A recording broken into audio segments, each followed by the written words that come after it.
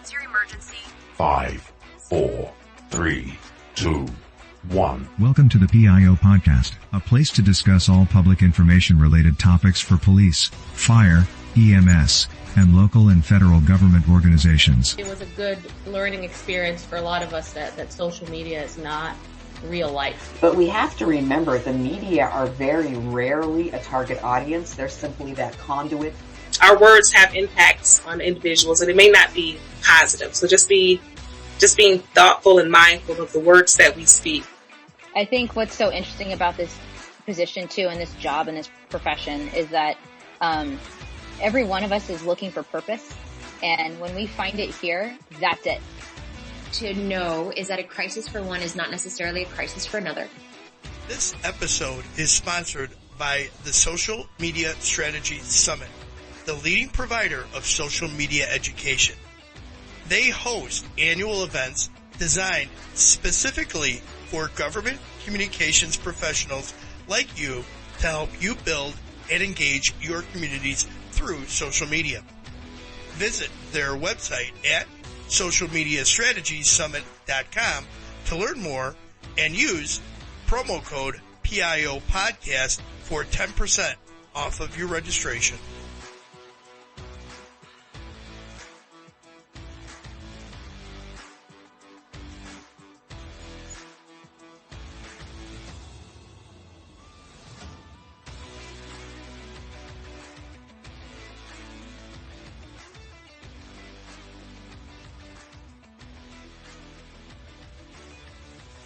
Good afternoon. Today on the PIO podcast, we have Division Manager, APIO, from Houston Police Department, Allison Hudson. Welcome to the show. Thank you so much for having me. Allison, thank you for coming on the show. I appreciate it. Houston PD has been somebody I've been wanting to get on for quite a while. So let's really start with your background, because you weren't in a law enforcement background before. So how did you get to HPD from a non-law enforcement background? So when I graduated college, I went to work for a newspaper. So that was in the year of 2008. So obviously it was on the decline at that point. So I worked there for a few years. And then in 2012, I actually went to work for Ascension Parish Sheriff's Office in Ascension Parish, Louisiana. I was the first public information officer that they had ever had in the existence of the Sheriff's Office. So I kind of started there.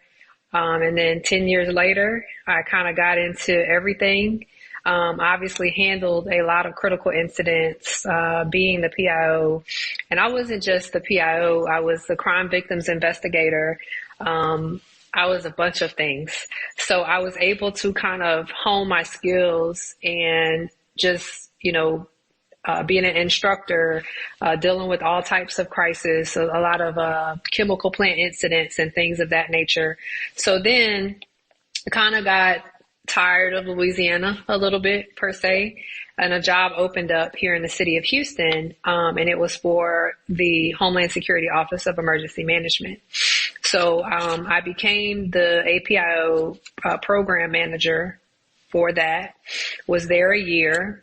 Handled a critical incident while I was there. And that's when, everybody kind of started asking more of my background and realized that I had a wealth of experience in crisis communication.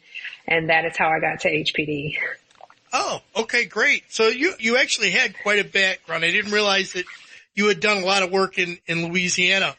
Yes, absolutely. Okay. Yeah, that was most of my career in Louisiana. All right, well, that explains it. And how do you feel about being a recovering journalist coming in, and now you're on the other side? You went from what we in law enforcement call the dark side to the light. I love it. It wasn't too much of a transition because, like I said, when I was kind of shifting from a college student into the career world, your mainstream mediums were already on the decline. So newspaper was my love, still is my love, but there was no money in it. No. Especially for the lifestyle that I want to live, there was no money in it. So I had to just kind of venture into other avenues. I do have to credit the college that I attended, Xavier University of Louisiana, where in our journalism department, we had to get experience in broadcast, print, public relations, radio. We had to do it all. So when we graduated, I could have went into any field that I wanted to because I had that background. And it's not just you go sit in those classes. We actually had to work for a radio station. We had to work for a news station. We had to work for a newspaper. And then, even though Hurricane Katrina was a disaster, it actually was a blessing, especially for journalism students, because Anderson Cooper was there writing his book at the time following Katrina, and we got to really be a part of that history and bringing our newspaper back. And so having, mentors like him and Soledad O'Brien who were there, who were living there, sharing their story, we got that real world experience. Then, so it was a blessing and a curse at the same time, obviously, because we lost everything, but we were able to gain that real world experience that really helped us. All right. So I'm assuming HPD has a really decent sized public affairs unit. Could you explain staffing and what kind of duties you've got there? Yeah, so I think you'll be surprised. So we have 4 PIOs, 4 full-time PIOs. We have 1 social media expert, and we have kind of 2 people that handle the website duties type thing.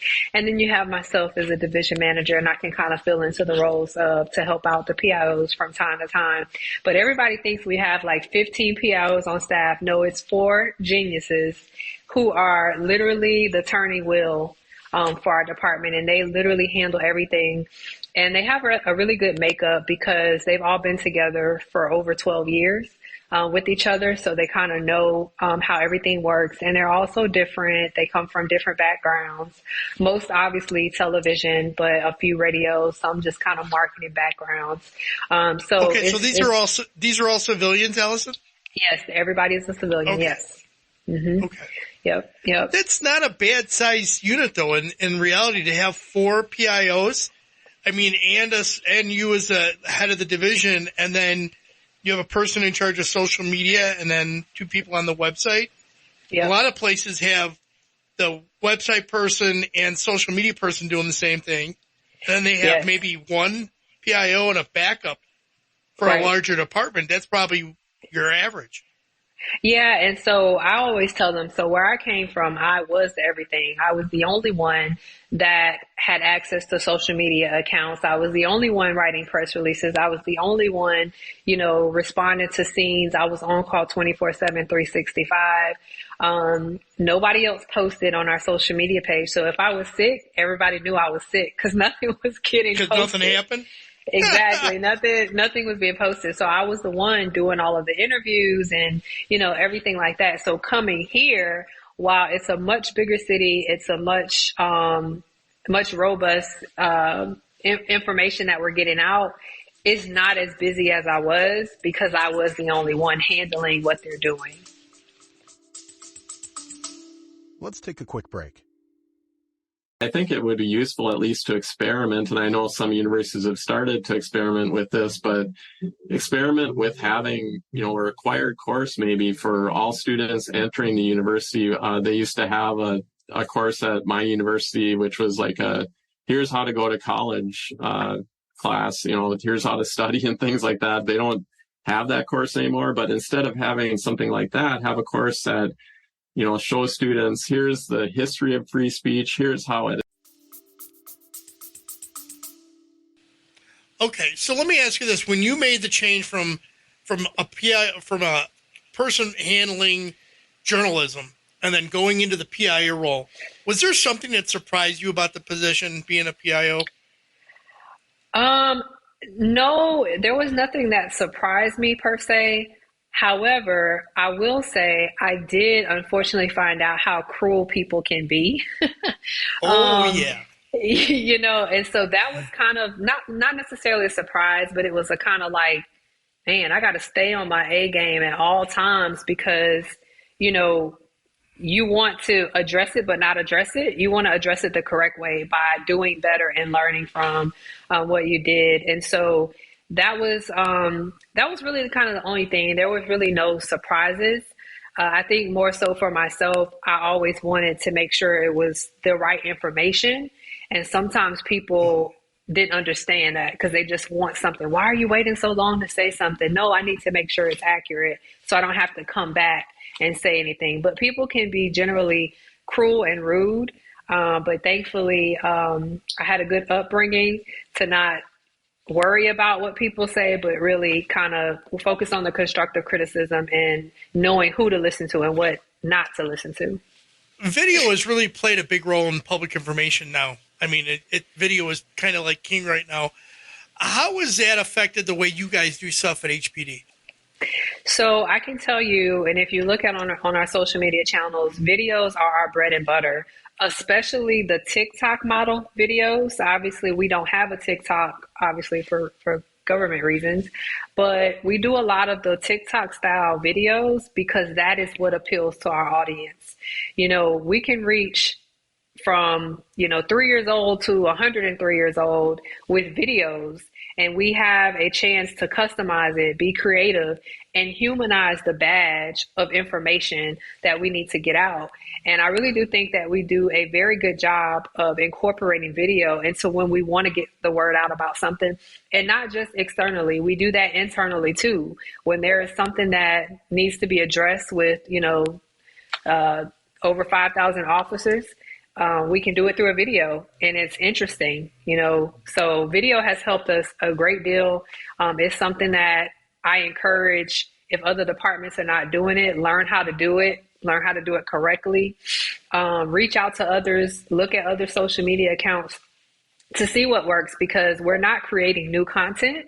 We're just telling it in a different way. So a video is tremendous. It helps us, and, sticking to that 30, 60, 90 second roll of videos really helps in paying attention and not being naive to the analytics of it, right? We know that people listen to a 30 second video or a 60 second, and we get a few people listening to the 90 seconds. So you want to stay within that realm. And so that's really what we try to do.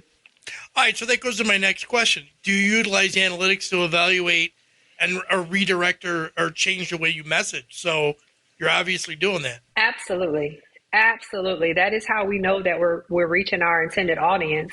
It's no different from the 8-step communication will that we're all taught through FEMA courses, right? We have to constantly modify, evaluate, and go back to the drawing board. And so we use our videos to not only tell a story, but to determine what audiences are we reaching. Or maybe we need to kind of scale it back. What are the comments under the videos that we're seeing that can help us do better? Maybe we didn't explain it correctly. Maybe we need to do a follow-up video. So analytics are highly important, and not just to the PIOs, but also to our command staff, the chief. This is stuff that we can bring to other people to say, hey, this didn't work last time. We need to come back and try something else. You're not using TikTok, but you're using the TikTok style of video. So you're using that what is it, the 16:9 format, or what? Not the 16:9, the 9:6 format. 9:16. 9:16. Yeah, using that format instead because it fits better on phones. You're really targeting the mobile user, right? Yes, absolutely. And so I will tell you that it was a big adjustment for me. Our social media expert, he is in his 20s. He gets it. And he had to convince me to not do horizontal videos, but to do vertical. And it still bothers me, I will tell you, because that is how we were always taught, to do a horizontal video or a horizontal, photo. And so when he said to trust him, and then we looked at the analytics, I don't have any other question. It works. Okay. That's good to know. All right. So Houston has had a population explosion, and it changes. Every city's had a population change, good or bad, whether they've gotten bigger or smaller. With the increase that's happened in your jurisdiction, how has your messaging adapted in the areas of notifications and crime prevention? Yeah, so that changes a lot. And again, using the analytics, using statistics of different crimes that we're seeing, that kind of determines how we need to push out messaging. There's over 17 languages spoken. And one of the things that we really try to focus on is obviously reaching the whole community, right? That's everybody. And also understanding that the whole community is reflected within our department, and utilizing those officers and civilians with different backgrounds to show how are we reaching the demographic, or are we reaching the specific target audience that we need to reach. And so we really do a good job with incorporating that with our officers to help us with that message in the community, because, we have our Asian liaisons or our Hispanic liaisons. They're the ones that we're dependent on to tell us, are we doing a good job, or what is the message that we need to get out, or that you're seeing on the streets that we can really help with. So having those liaisons within the department and being embedded in the community, like we are with our community affairs division, we are able to better understand what needs to put out to reach the entire community. So while, over the past 2 years or so, we've had an influx of different races and of different ethnic backgrounds, it helps us because we're already prepared for it. And so we just have to learn a little bit, educate ourselves on how we're getting the message out. You're talking about different ethnicities and races and so on. So are these mostly undocumented immigrants that have come into the city, or is this just everything? No, I wouldn't say undocumented at all. I would say that, Houston is the most diverse city in the country.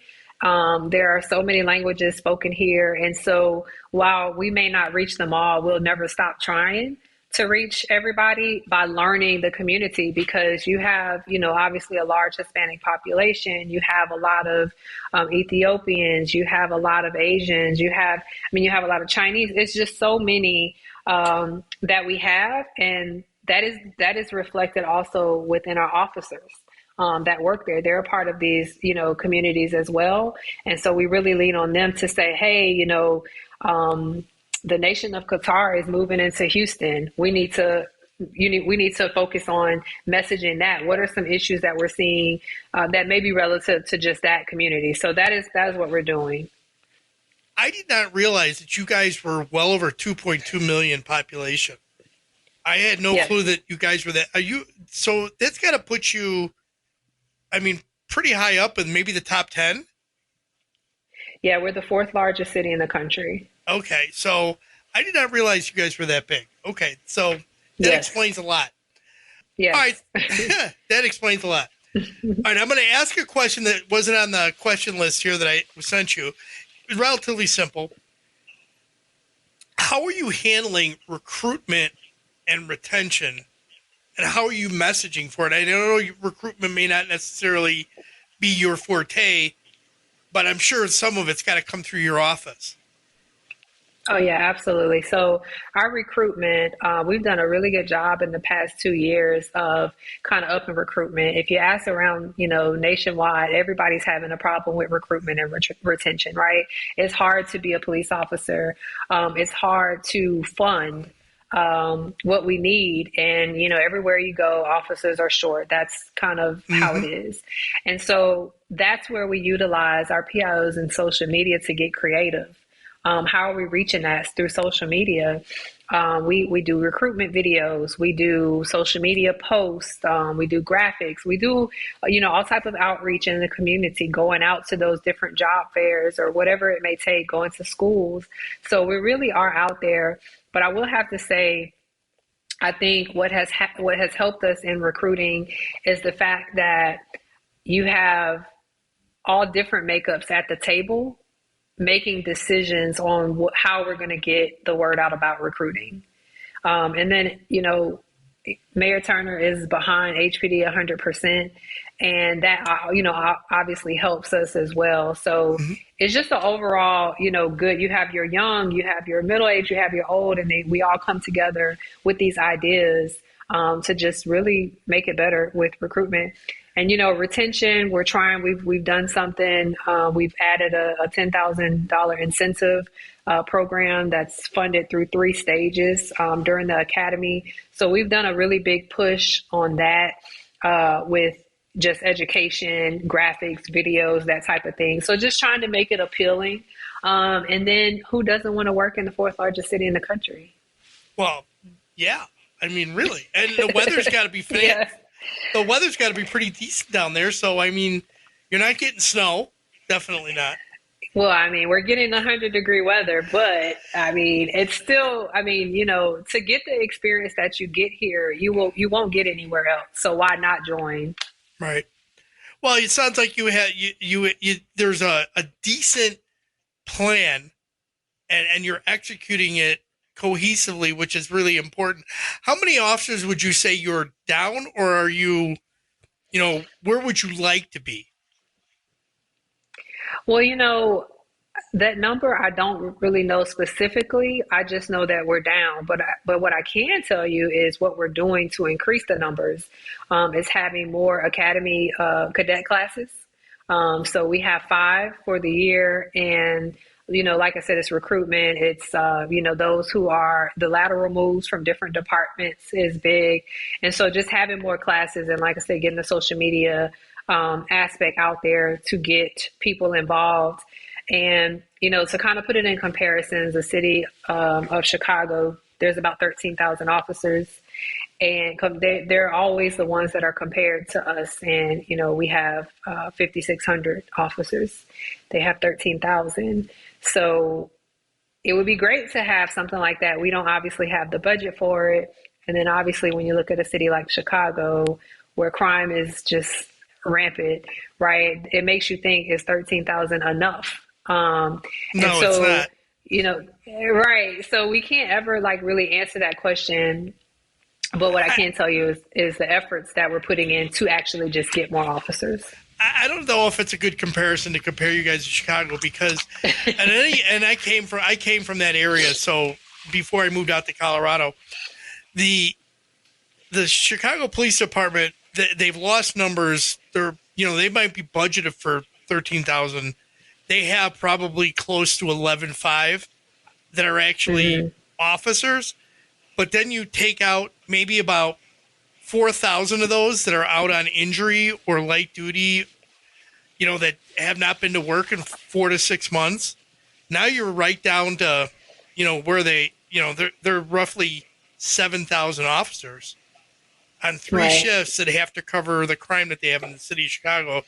And I'll tell you, it's a nightmare. I have a nephew, or not a nephew, my niece, whose future husband is a sheriff in an area outside of Chicago, and they had 22 people shot and 2 or 3 killed at a Juneteenth event.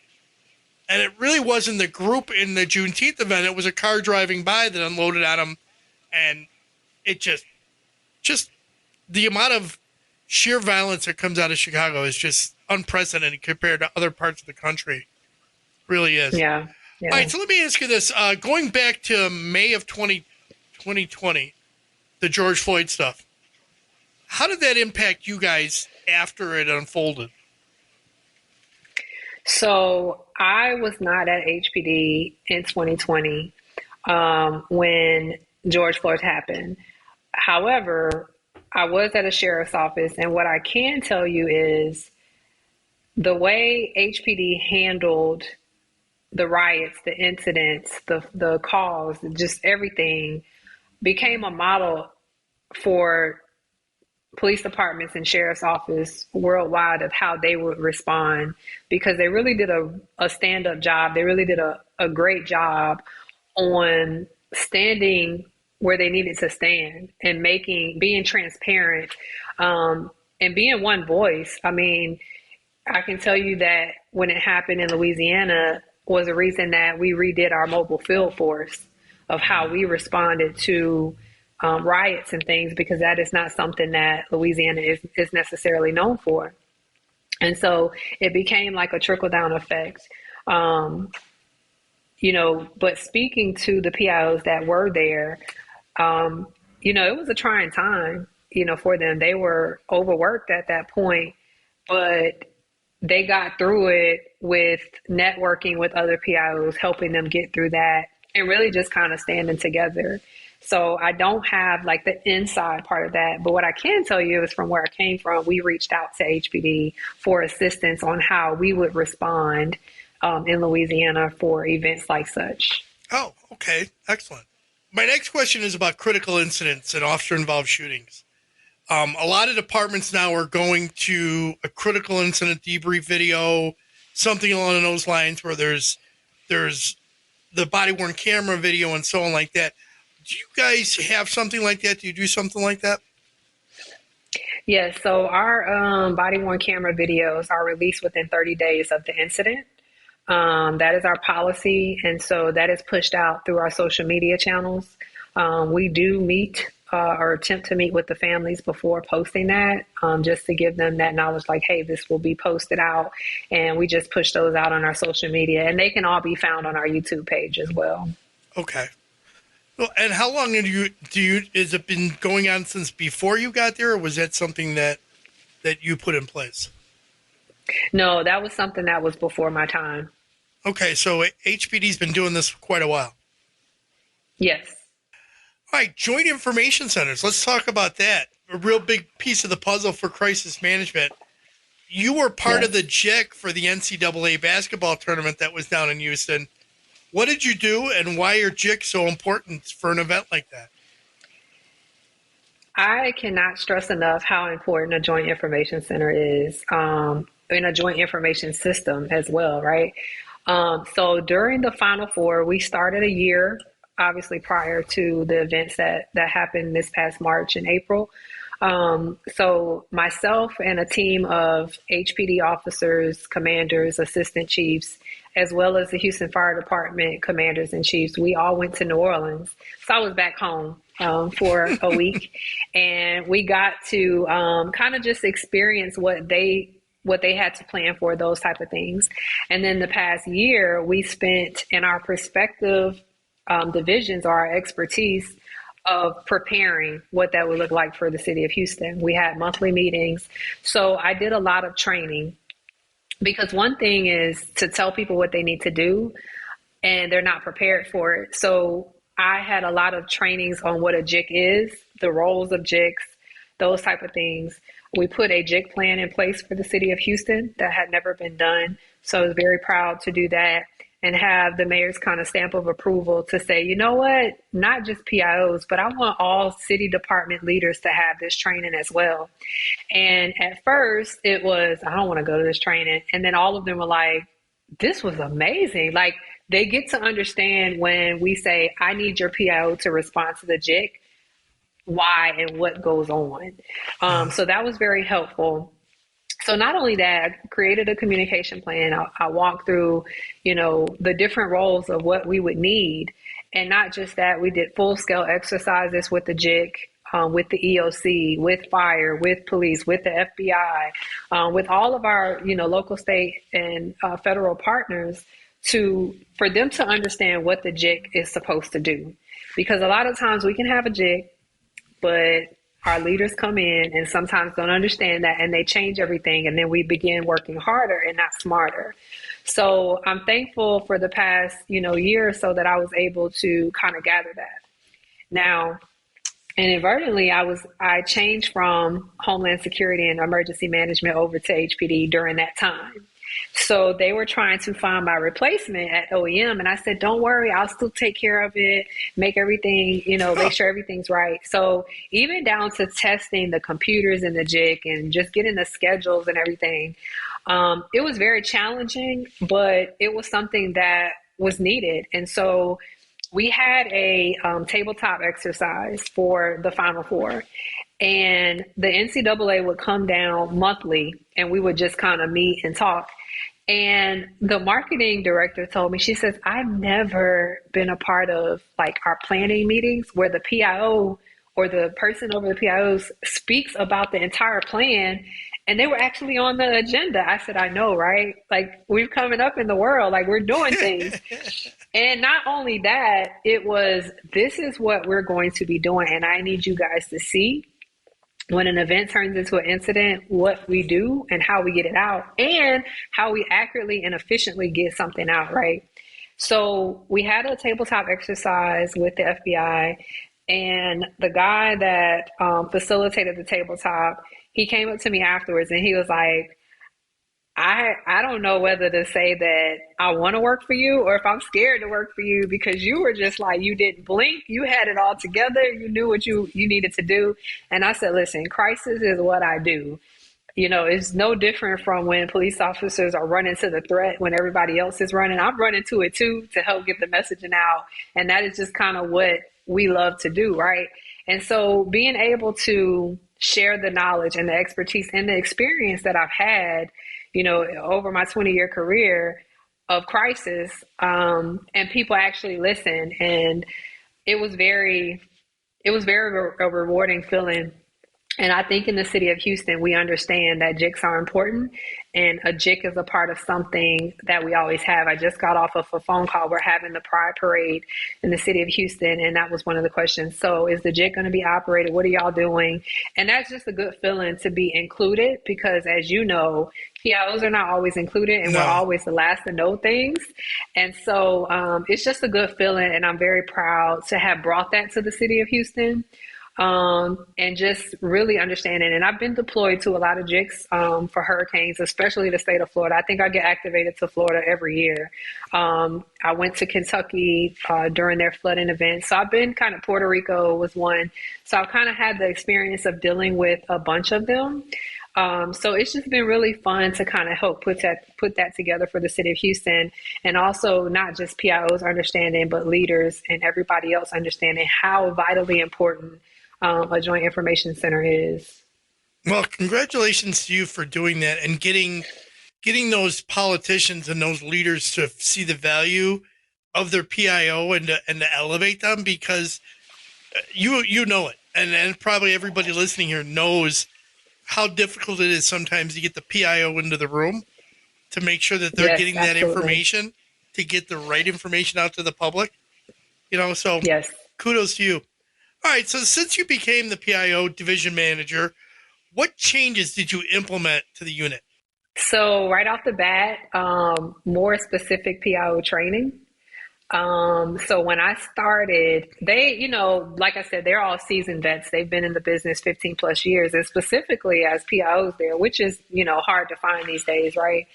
And I said, we need to get more up-to-date training, kind of get you guys into it. I'm a FEMA instructor for the PIO classes, and some of the NIMS training. So I said, this will be great. I can just teach the classes and you guys can come.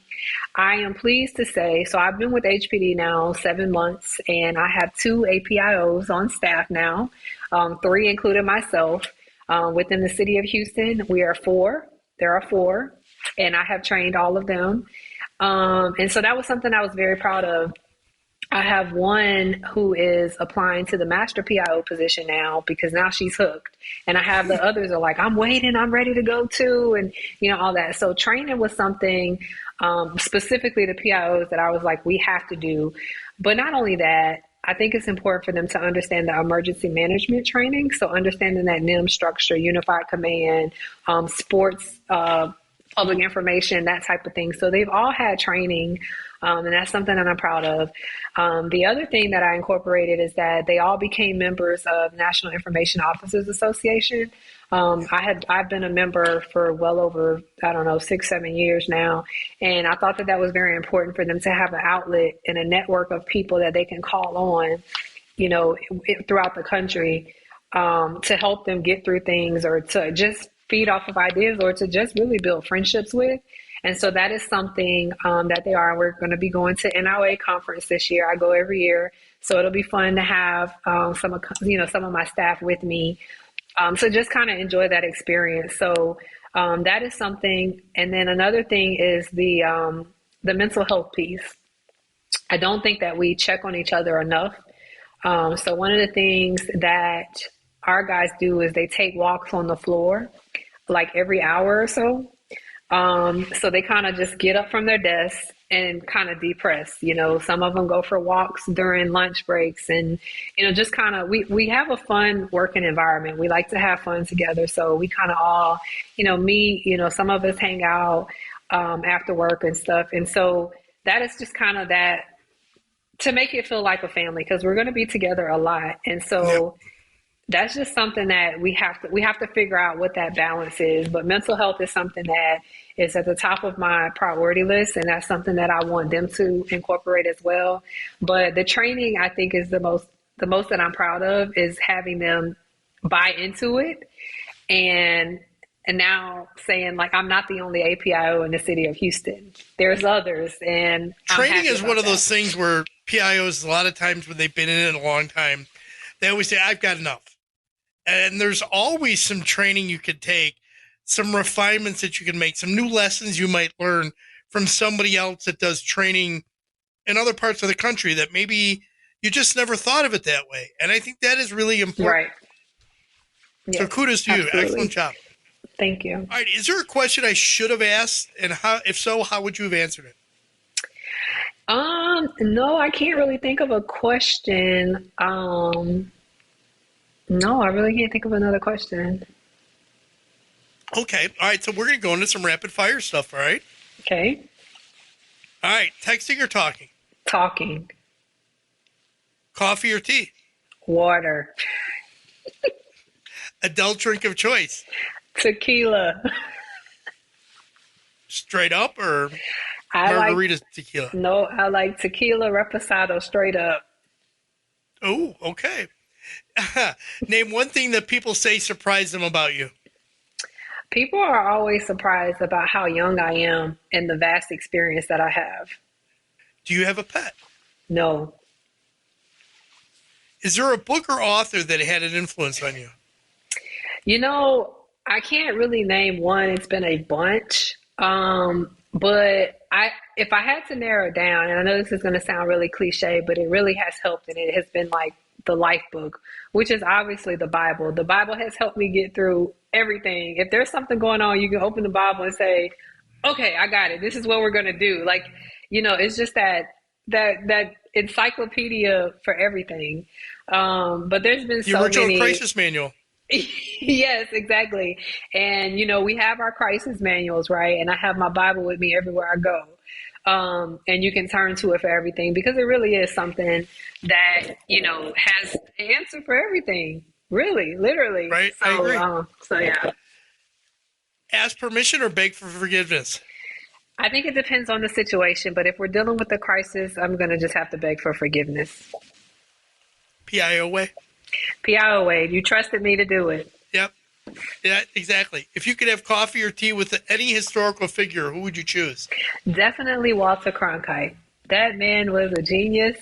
And I just feel like for someone, you know, we think about our World War II veterans, and most of them are, you know, deceased now, but there's still a few that are around. Having sat with some of them and just listening to those stories are amazing. But to hear from a man who has heard all of the stories, who got to actually cover it, I mean, that's amazing. And the things that he did, and to be known as like the most trusted man in America, right? Like, just, I don't know, I would love to have sat down with him. You know, not many journalists could say that today, that they would be considered the most trusted man in America. I mean, you know, you think about the talking heads that are out there right now, and I can't say one of them I would trust like you could Walter Cronkite on TV. Yes, that man was brilliant, and he really paved the way for a lot of people. You know, following him, Dan Rather. So there's a video. I think I was 9. And my dad filmed us, and he's like, where are we about to go? And I acted as if I was Connie Chung. And I said, this was Eyewitness News at 6 o'clock. The video exists. And I've been hooked ever since, like literally ever since. That's awesome. What key points would you like our listeners to take away from our interview today? I think that training is vital. Not just textbook training, but you have to get the real world experience. You have to network and learn from others. Leave your ego at home. Leave it at home. There's no place for it in this world, because, you know, our job as PIOs and in the journalism profession is to get the right information to the right people at the right time. They don't need an ego when we're going through things. People deal with enough. And so I think, you know, being open to learning, volunteering, and getting involved, you know, kind of going back to what I said when people are like, dang, you're young to have accomplished so much. I was always the first Black, the first youngest, and the first woman, pretty much in everything. So I held Rotary Club president. I was the first woman, first Black, and the youngest. And then I was also Chamber of Commerce president 3 times, and I was the first woman. I was editor-in-chief of a newspaper, again, first Black. So I did all of that, but I also volunteered a lot. I was a volunteer cheerleading coach at a high school. I volunteered with Teach for America. I volunteered for Downtown Development District, a whole bunch of things, because I think that's so important. Growing up, my parents instilled to me that you have to give back, and you have to put out in the community what you want to get back. And so that kind of instills. So it was really no surprise that I got into a profession that was kind of service above self. That's what Rotarians do, is service above self. And that's just something that I just kind of fell into. And I think it makes you a well-rounded journalist, a well-rounded PIO, and just a well-rounded person when you give your time and you give back to the community that you serve, and really knowing that we never stop learning until we die. But training, I think, is the number one. Everybody that knows me knows that I'm all about training. So that's just the most important thing. It's the first thing that gets cut, and PIOs are always the last to get anything. So yes, that's outstanding. What's the best way for people to reach out to you if they want to connect or discuss anything they heard today? Yeah, sure. So I'm on Facebook, I'm on Twitter, I'm on LinkedIn. My email address is allison.hudson@houstonpolice.org. That's allison.hudson@houstonpolice.org. So I'm always available. A lot of people reach out to me already. So, and if they want to email you and they can't, you can call me and I will get them information. People call me all times of the night, hey, what do I do in this situation? And I don't mind it. I tell people all the time, I'm always available 24/7, 365. And I taught for a class and I told him that same thing. And he is a sergeant for a sheriff's office here. And he called me and he says, hey, I said, hey, what's going on? I just called to see if you're going to answer the phone. I said, yeah. And he does it all the time. He did it today. It's like, I was just calling to see if you're going to answer the phone. I said, yeah, I told you I was going to always answer the phone. Like, I'm going to always answer. So, please feel free to reach out. Never think that you're bothering me, because I truly feel that God gave me this talent and this information in my brain to share it and not hold it in. So I'm willing to share knowledge and give expertise or give advice wherever I can at any time. Outstanding. I will add all of your contact information into the show notes so it'll make it easier for people to find it when they have an opportunity. Perfect. Allison, thank you very much for being on the show. I appreciate it. You're very welcome. Thank you for having me. And that was Allison Hudson from Houston Police Department. That's all for this week. We hope you enjoyed this episode. Another huge thank you to the Social Media Strategies Summit for being a sponsor of the PIO podcast. Join their First Responders Summit this April or their Government Summit this May. Learn more about confirmed speakers and programming at socialmediastrategiessummit.com and use promo code PIO podcast for 10% off of your registration. We hope you enjoyed this episode. Be sure to subscribe to the podcast to get notified of the latest episode. If you are listening on a platform that allows reviews, please give us a review. We appreciate any review, good or bad. It helps us improve on each episode. Until next time, be safe.